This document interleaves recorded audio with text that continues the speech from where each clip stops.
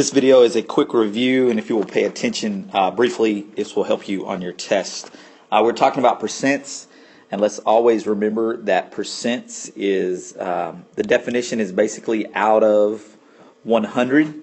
So if I were to give you a random percent such as 37%, you could write that as a fraction of 37 out of 100. Now, if that could be simplified, I would want you to simplify it, but I would also want you to understand that 37/100ths could be written as a decimal as 37/100ths, or 0.37.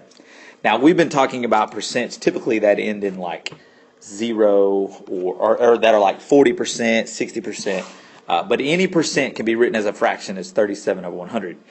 Now, let's take a quick look at some benchmarks or some common percents that would be helpful if you had memorized. 25% is a fraction. Of course, we just learned it's 25 out of 100, but I would want you to reduce that to 1/4.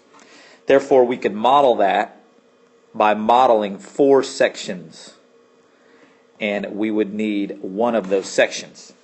You would use this to determine a percent of a number. Of course, 50% is a fraction. Some of you probably have that one memorized, but it's a fraction of 50 over 100, which reduces to 5/10, but really simplifies finally to 1/2. I need you to understand that 1/2 is the same as 50%. If we modeled 50%, then we would have a model and we would just have 2 sections, and we would shade one of those sections. And we would again use this model. 50% of any number is basically half of the number.